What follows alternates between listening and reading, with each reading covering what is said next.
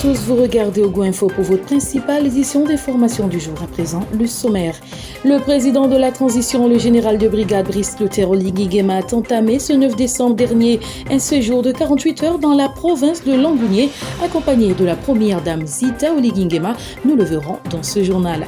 Le ministre de la Communication se lance sur le chemin de l'amélioration des télécommunications au Gabon. Les détails de ces décisions, nous le verrons également dans ce journal. Enfin, après avoir procédé à l'inauguration de l'usine de Batanga, le président de la transition s'est rendu également à Port-Gentil où il a été accueilli chaleureusement par les populations. Nous le verrons dans ce journal.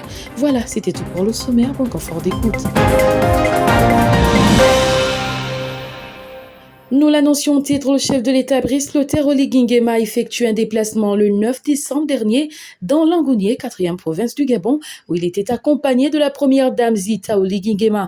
Durant cette visite, le président de la transition a rendu un hommage à des figures politiques marquantes comme Paul-Marie Yembi, premier vice-président du Gabon, et Pierre Mamboundou. Ça a été également l'occasion pour lui d'échanger avec les populations sur le sujet de la transition en cours, montrer à ces derniers les défis que cela implique dans plusieurs domaines, notamment la santé, l'éducation, le social, pour ne citer que cela. Le président de la transition a poursuivi également ses propos en soulignant l'importance de l'humain vis-à-vis des défis hommes et faune et a ordonné à cet effet la libération des détenus impliqués dans ce conflit. Cette rencontre, retenons-le, avait pour objectif établir le lien de proximité entre le pouvoir en place et la population de Langounié, ce qui a été matérialisé par des dotations à l'endroit de ces autochtones dignes fils et filles de Langounié. Dès son arrivée au pouvoir, rappelons-le, le numéro 1 gabonais a toujours prôné pour les intérêts des populations. À ce titre, il effectue actuellement des déplacements qui le rapprochent un peu plus de ses citoyens afin de rentrer au cœur des réalités de chacun pour y apporter des solutions. Pour ce faire, il a débuté avec l'Estuaire puis Langounié avant de se rendre dans l'Ogooué maritime, précisément à Port-Gentil.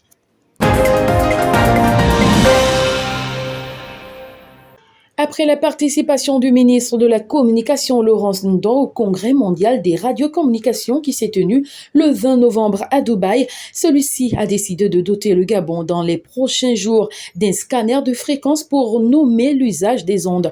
Le ministre a également signé des actes qui rentrent dans plusieurs cadres, à l'instar de la résolution de règlement des radiocommunications de l'Union internationale de télécommunications. À ce titre, elle a tenu à rencontrer les représentants d'entreprises du secteur de la communication dans le but de les faire adhérer à cette nouvelle réforme. Lors de cette rencontre, il en ressortait les possibilités d'acquérir des scanners de fréquence dans les mois à venir pour mieux réglementer leur activité au Gabon. Toujours dans le cadre de ces activités, le général de brigade, président de transition Brice Clotaire Oligui Nguema, s'est rendu à Port-Gentil, la capitale de l'Ogooué maritime, accompagné de son épouse Zita Oligui Nguema, où ils ont été accueillis chaleureusement par les populations venues en masse. Durant cette visite, le président de transition s'est rendu au lycée Joseph Amboura à Varro, où il a pris part à la cérémonie de la descente des couleurs. Aussi, il a tenu à solder l'installation des cellules d'ethnique et d'éducation civique au sein des établissements de la dite province.